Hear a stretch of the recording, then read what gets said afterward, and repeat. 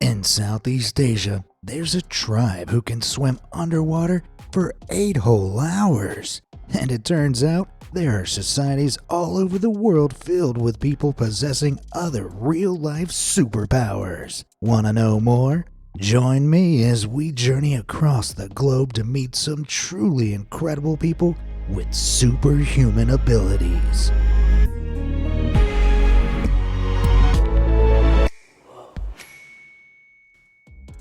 Going swimmingly. Ever wanted to breathe underwater? I know I have. Well, if you sail across the shimmering seas of Southeast Asia, you might come across a remarkable group of people that are the closest we've got to human fish. The Bajau. These semi-nomadic communities live on the waters of the Philippines, Malaysia, Indonesia, and Brunei. And you heard right, on the waters, not next to them. They live on boats or in houses on stilts, and instead of visiting supermarkets for food, they dive into the ocean to hunt.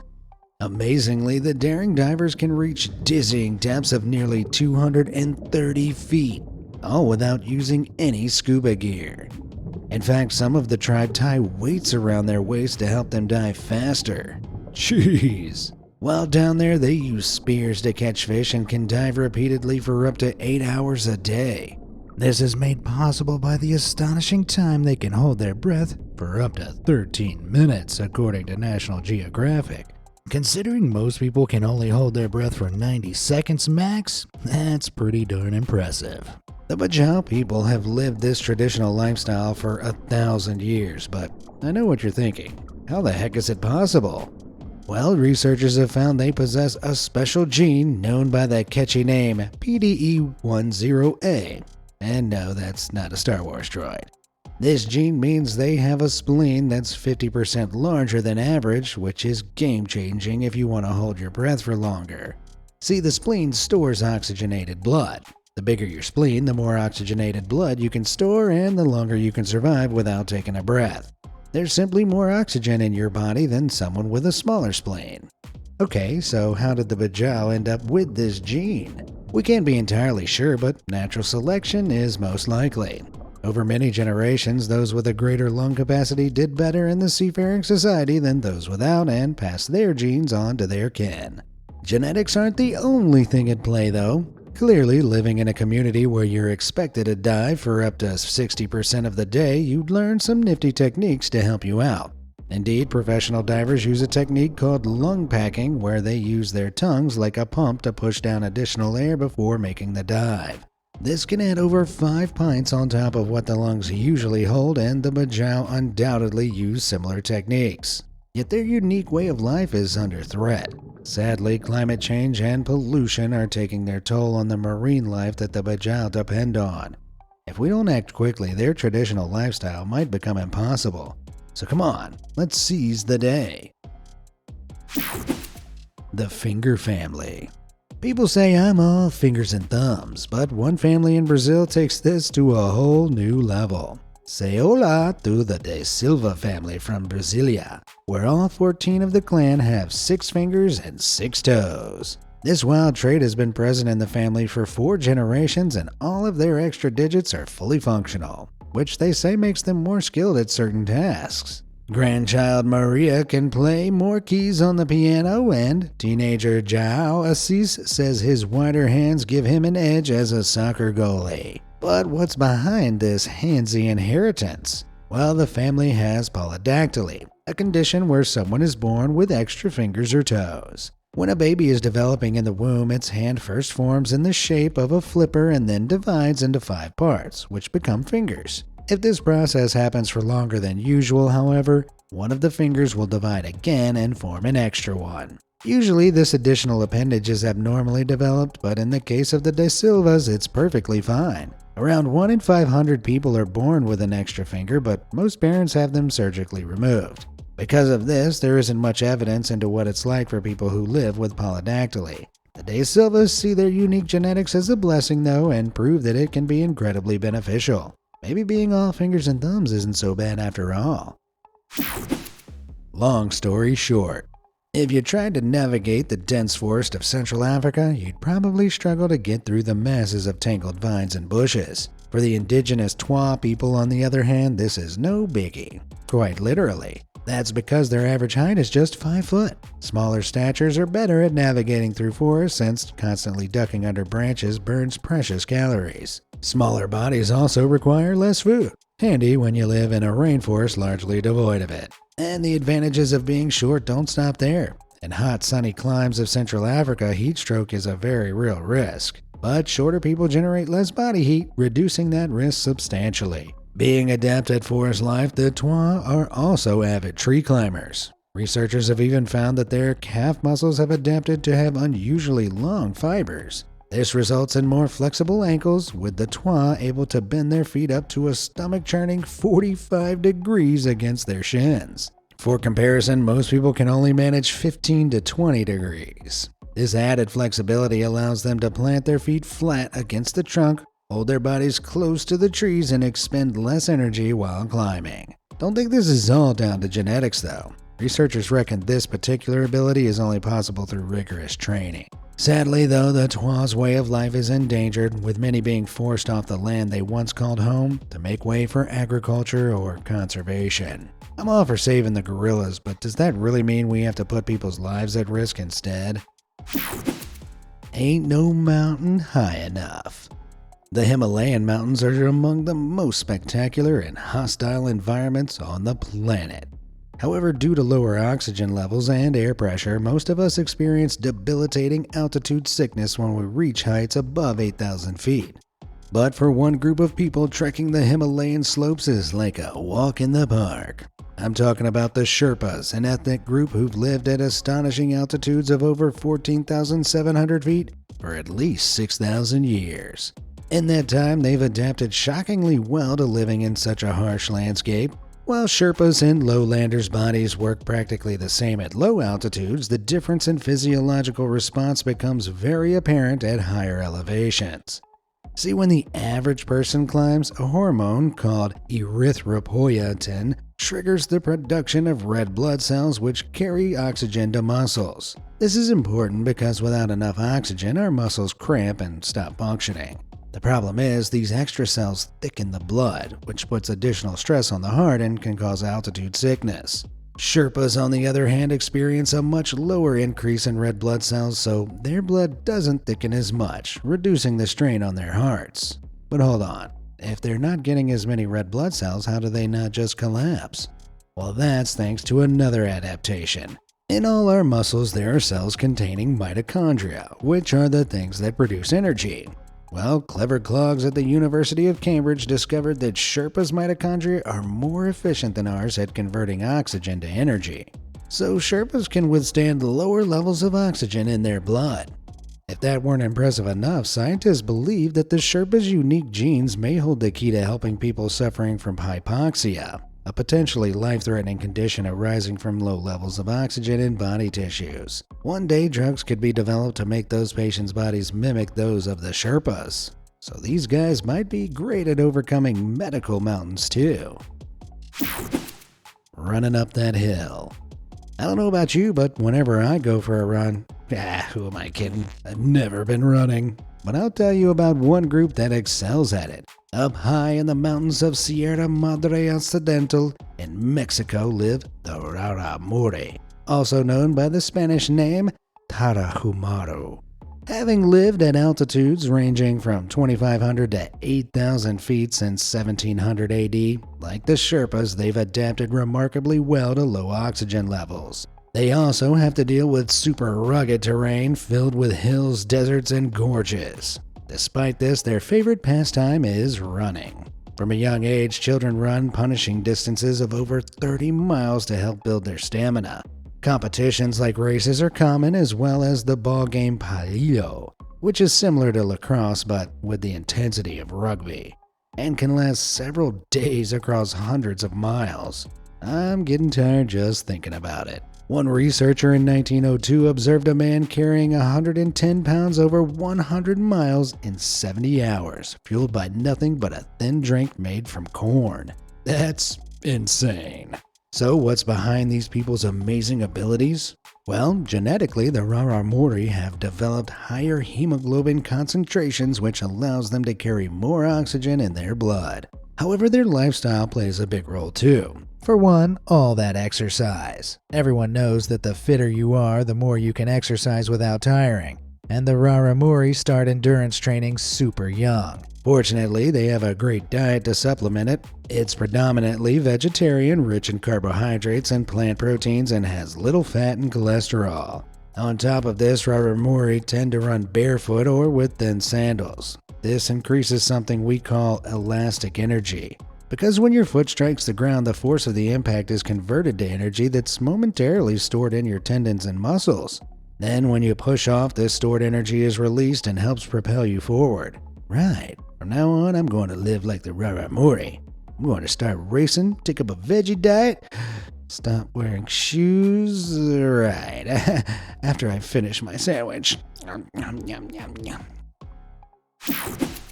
Cold as ice. Did you know that in the farthest corners of the Arctic, the coldest temperature ever recorded was negative 93.3 degrees Fahrenheit? If you or I were exposed to that, our cells would instantly freeze and perish. Yet despite these extreme conditions, the Inuit somehow call this icy tundra home. One reason they can handle such crazily cold climates is because they produce more body heat. Yep, nearly all Inuit have a gene variation that means they build up more brown fat than we do. You probably haven't heard of brown fat before. Well, unlike normal white fat, which merely stores calories, brown fat burns energy to generate heat, keeping Inuit nice and toasty even in the freezing cold. Interestingly, this same gene can be linked to the Denisovans, an extinct relative of modern humans that lived across Asia 200,000 years ago. Modern humans interbred with Denisovans, which could explain how the Inuit ended up inheriting this unique gene.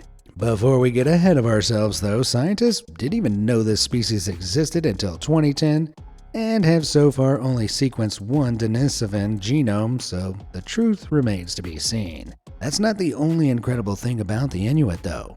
Food is scarce in the Arctic. Only a few edible plants grow, and traditionally Inuit don't farm. Instead, they rely on fish and marine mammals rich in omega-3 fatty acids. But how do they stay healthy on such a fatty diet?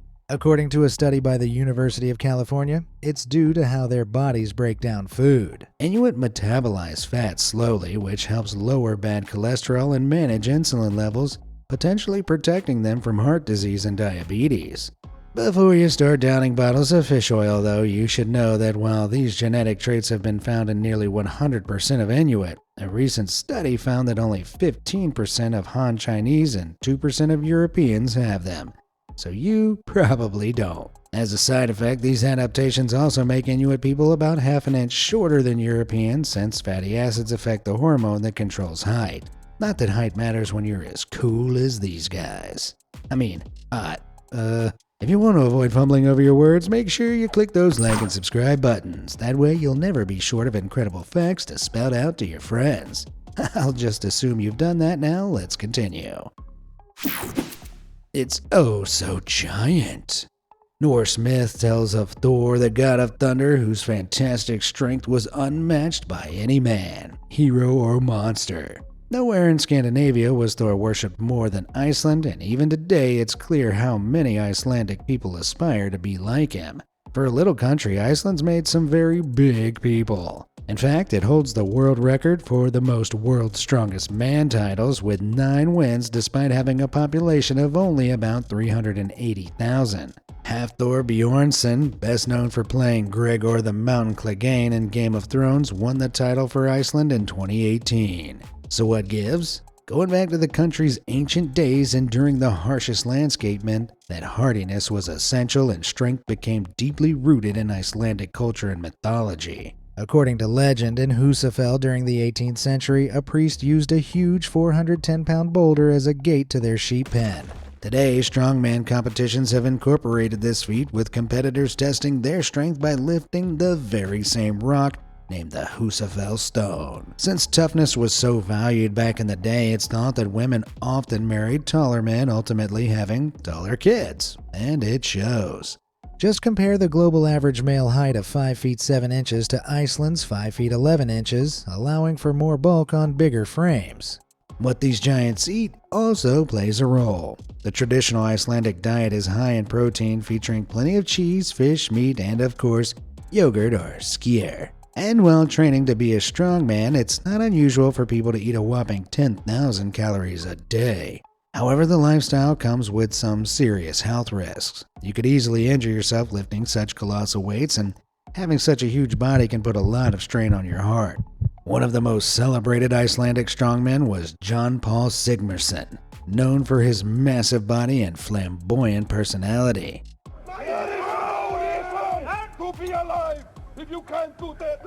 Yet the strongman tragically died of a heart attack in 1993, aged just 32, while deadlifting. Seems that even gods aren't immortal. My lovely loaded lumps. As I get older, I'm starting to get lumps on the sides of my feet. Yes, I'm getting bunions. At least I don't have bunions on my shoulders, though. Wait, what? Let me take you to Nola in Naples, Italy for the Festa dei Gili, or Festival of Lilies. This week-long festival takes place in June and honors the life of the local St. Paulinus, who saved the city from invading Visigoths back in 410 AD. To commemorate this event, parades of men heave around 8 gigantic wooden obelisks called Gili, each one laden with musicians and revelers. These structures can measure over 80 feet tall, have a cubic base of 10 feet per side, and weigh nearly 3 tons. In other words, they're damn heavy. The men who carry them are known as the cullatori, or cradlers, and they march the Gili through the crowded streets of Nola all day long, not stopping until they reach the city center. But what's all this got to do with shoulder bunions? Well, the strain of carrying these structures year after year causes the cullatori to develop whopping big calluses on their shoulders and necks. While many of us would dread having such wobbly growths, these men show off their deformities as symbols of their sacrifice and faith. I mean, would you want their job? The growths themselves may not scream superhuman, but the incredible feats of strength that cause them definitely do. A similar condition happens to Japanese mikoshi carriers. For Shinto festivals, these super tough people lug around shrines called mikoshi that can weigh up to 4 tons. Decades of this and they develop bulbous humps on their shoulders. Fortunately, the calluses are harmless and really just a hyper-exaggerated version of what you or I might get on our feet after a long day. Only thing is, my bunions don't quite earn me the same level of respect. Bish bash brain. I'm always getting lost, even in my own home. So I couldn't imagine living in London. It's a higgledy-piggledy mess of streets and alleys built on top of each other. Even with maps, trying to find your way is a nightmare. But there's one group of superhuman Londoners who weave through the metropolis like a breeze and don't even bother with sat-nav. Cab drivers. These guys have the map of central London imprinted in their brains, and I'm not speaking metaphorically. To become a licensed London taxi driver, hopefuls must undergo an intense regimen known only as the knowledge. Training takes around 3 to 4 years, during which they must memorize and navigate every street from A to Z, or as a cabbie would say, A to Z, governor. Even after completing this, the exams are notoriously brutal, with only 30% of candidates passing. But those 30% are elite. A 5-year study from University College London revealed that due to their rigorous memory training, taxi drivers have larger brains than the average person. Or at least a larger part of the brain called the hippocampus, which is responsible for memory. So the neurons in London cabbies' hippocampi grow over the years until they can store a complex internal map of the city. I guess learning London's roads is like trying to put your seatbelt on in the dark. It seems impossible, but eventually something clicks. Golden oldies. Health is important. Let's face it, we're not going to live forever. Unless, that is, you're from the Okinawa Prefecture, a group of islands south of mainland Japan. In 2020, the average man in Okinawa lived to 80 and women 87.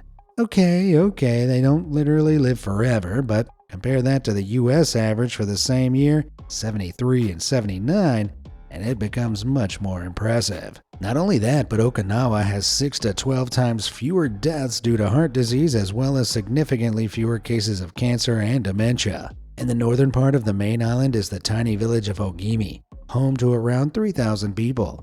In 2020, 171 of the villagers were in their 90s, whilst 15 were over 100. Whoa! So what's the Okinawa secret? Is it the fountain of youth? Black magic? Creating copious YouTube videos?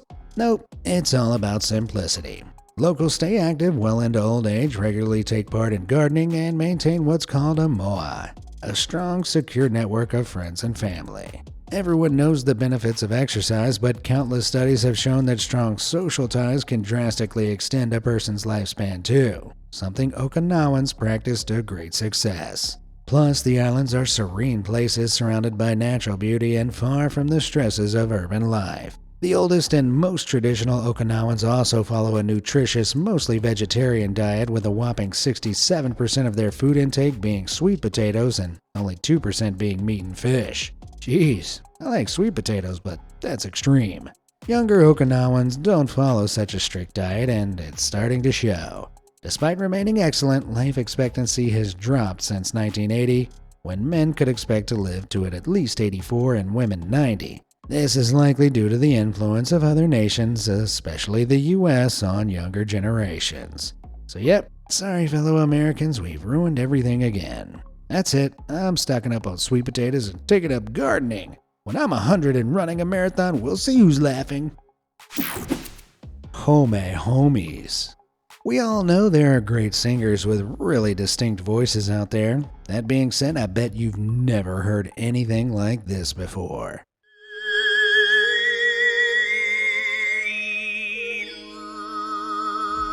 Whoa, how the heck is that guy doing that? Well, he's throat singing, also known as home.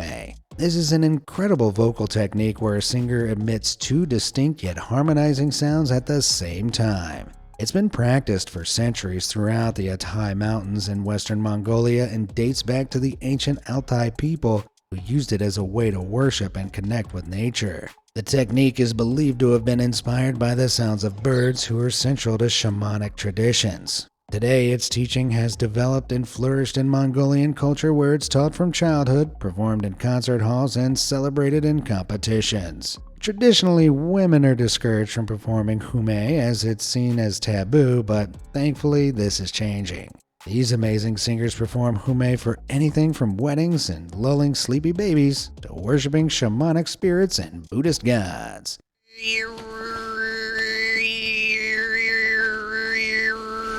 Don't think you have to hail from the Altai Mountains to sing like this either, though. There are no genetics at play. Anyone from anywhere can learn the art, though make no mistake, it takes years of practice to become a hume master. Careful positioning and movement of the tongue, lips, and jaw, as well as precise tightening of the throat muscles, are all important factors. And even if you nail one hume style, there are a load of different ones to learn. That said, they can be grouped into two main techniques. First, there's Inskri hume, where the singer emits a high-pitched whistle.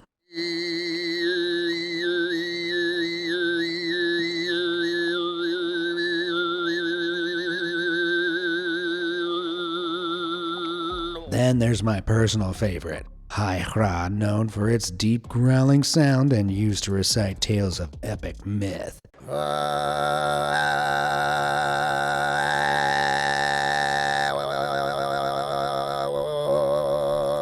Well, if anyone can do it, maybe I should give it a go. If you want to hear me embarrass myself more, remember to smash that bell icon. Oof, that sounded more like I was belching. Sorry. Just like my burp, our video has come to an end. So tell me, which superpower do you wish you had? Did I miss any amazing groups of people with incredible abilities? Let me know in the comments below. And as always, thanks for watching, and have a great day.